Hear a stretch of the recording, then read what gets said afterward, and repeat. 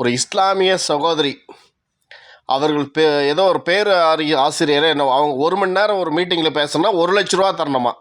அவ்வளோ காஸ்ட்லி இருக்கிறதுலே இந்த யூடியூப்லாம் வந்து அவங்க பேச்சு அப்படி சாமர்த்தியமாக இருக்கும். இஸ்லாமிய சகோதரி இந்து மதத்தை பற்றி ஒன்று பேசினாங்க. சைவ தமிழர்கள் இந்து மதத்தை பேசினா பிரச்சனை, சைவ தமிழருக்குள்ளே வருது. அப்படியே வந்து துர்காதேவியை பற்றி பேசினாங்க. அரக்கன் வந்து நீ கெட்ட வார்த்தையிலே பேசினாலும் நீ அழகில்லை அசிங்கில்லைன்னு சொல்லி அப்படியே குழந்தையாக மாறினாலும் அவளை வெட்டுறதுக்கு வாள் எடுத்தாலும் சிவன் வந்து அப்படியே நீ தான் அழகி பேரழகி, சிவனுக்கே நீ தான் பக்கத்தில் நிற்கவும், இந்த உலகத்தின் அழகி பேரழகி துர்கான்னு உடனே அப்படியே மீண்டும் உயரத்துக்கு எழுந்து அந்த அரக்கனை வெட்டிட்டாலாம். இது கற்பனை கதையக்கா, கற்பனை கதை. பரசுராமன் மனைவி துர்காதேவின்றதும் பலமுறை பரசுராமன் போரிட்டு மைசூர் மன்னனை வெல்லவே முடியவில்லை என்பதும், கடைசியில் பரசுராமன் மனைவியை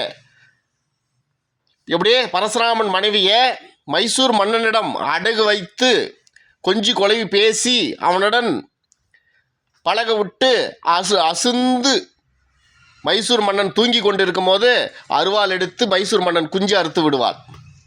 பிறகு அவர் கத்தி அலாரம் சத்தம் போடும்போது மைசூர் மன்னரும் செத்துருவார். அலாரம் போடும்போது பக்கத்தில் இருக்கிற வேலைக்காரர்கள்லாம் வந்து அவளை கொண்டுடுவாங்க.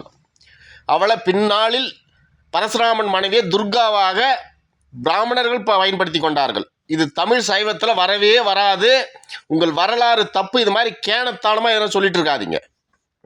துர்கா என்றவர் தமிழ் கடவுளே கிடையாது. அது இந்து புராணத்தில் பார்த்தீங்கன்னா அது பரசுராமன் மனைவி.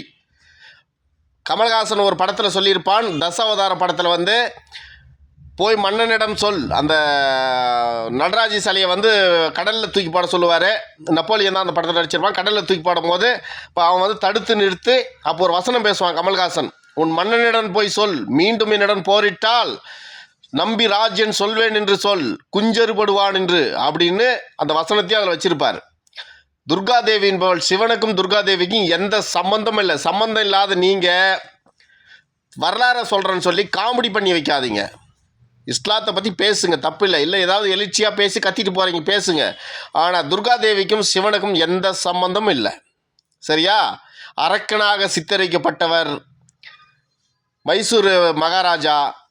அவளை தான் அவள் குஞ்சறுத்து கொலை செய்தான். அதை அப்படியே மாற்றி பரசுராமன் மனைவியை துர்காதேவியாக மாற்றி பரசுராமனை சிவனாக மாற்றி அப்படியே காமிச்சிட்டாங்க. இப்போ கொஞ்ச நாளைக்கு முன்னாடி கூட வைத்தியர் மகேந்திரன் நடிகருமான வைத்தியர் மகேந்திரன் மக சொல்லியிருப்பா, நம்ம இப்படியே இருக்கக்கூடாது, பரசுராமனாக மாற வேண்டிய காலம் வந்துருச்சின்னு சொல்லி.